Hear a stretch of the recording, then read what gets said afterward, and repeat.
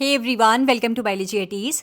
बच्चों, जैसा कि आपको पता है नीट यूजी का पेपर कई सालों से pen paper mode that is offline mode में कंडक्ट करवाया जा रहा है। नीट में अपियर होने के लिए मिनिमम एज लिमिट तो है 17 ईयर्स, लेकिन कोई अपर एज लिमिट नहीं है, जिसकी वजह से क्या होता है 25 साल, 50 साल, 60 साल का इंसान भी नीट के पेपर में अपियर हो रहा है।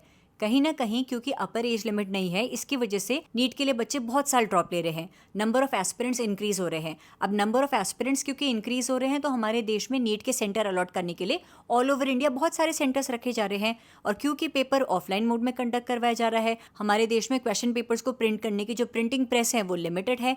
अब उन लिमिटेड प्रिंटिंग प्रेस से ऑल ओवर इंडिया हज़ारों एग्जामिनेशन सेंटर्स पर उन पेपर्स को ट्रांसपोर्ट करने में बहुत ज़्यादा दिक्कत आ रही है, और उसी वजह से नीट पेपर लीक होने के चांसेस बहुत ज़्यादा बढ़ जाते हैं। पिछले 2 सालों में 2 बार पेपर लीक हो चुका है। नीट 2024 की बात करें या फिर नीट 2026 की बात करें, इसके कंपनसेशन में भले इस साल रीनीट की अनाउंसमेंट क्यों ना हो गई हो, लेकिन रीनीट की अनाउंसमेंट से बच्चों के साथ जो मेंटल ब्रेकडाउन हुआ है बच्चों का, उनकी नीट 2026 के थर्ड में वाले पेपर को अटेम्प्ट करने की जो मेहनत बर्बाद हुई है, वो चीज़ जस्टिफाई नहीं होती।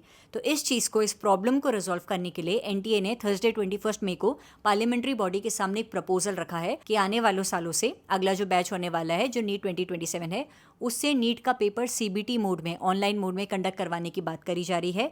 और इसी के साथ क्योंकि सीबीटी मोड में पेपर कंडक्ट करवाया जाएगा और लाखों बच्चे नीट में अपेयर होने वाले हैं, तो एक साथ सिंगल शिफ्ट में पेपर कंडक्ट करवाना तो पॉसिबल नहीं होगा। तो मल्टीपल शिफ्ट्स में नीट का पेपर कंडक्ट करवाया जाएगा और एज लिमिट और अटेम्प्ट लिमिट भी नीट में रखी जाएगी। अब वो एज लिमिट कितने होने वाली है, कितने अटेम्प्ट्स बच्चों को अलाउड होंगे, इसके बारे में पूरी कोई क्लैरिफिकेशन एनटीए ने दी तो नहीं है, लेकिन अभी मीडिया रिपोर्ट्स इतना कह रही है कि एनटीए ने इस चीज़ पर वर्क करना शुरू कर दिया है and there is a very high chance कि नीट 2027 से ये चीज़ इंप्लीमेंट करी जाए।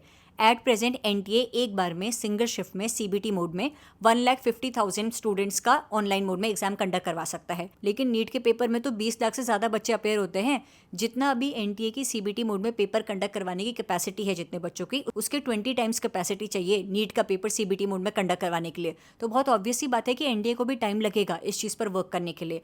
अब वो टाइम कितना लगता है, क्या नीट 2027 से ही इंप्लीमेंट हो जाएगा या फिर 2028 2029 वाले बैच से स्टार्ट होगा, उसके लिए एनटीए की तरफ से ऑफिशियल अपडेट का वेट करते हैं। लेकिन हाँ, नीट 2027 एस्पिरेंट्स इस चीज़ के लिए प्रिपेयर्ड रहिएगा कि हो सकता है आपके बैच से ही age limit, attempt limit, NEET का पेपर सीबीटी मोड में मल्टीपल शिफ्ट में कंडक्ट करवाया जा सकता है। एनटीए इसके रिगार्डिंग कोई ऑफिशियल अपडेट रिलीज करता है तो आप तक अपडेटेड वीडियो पहुंचा दूंगी बच्चों।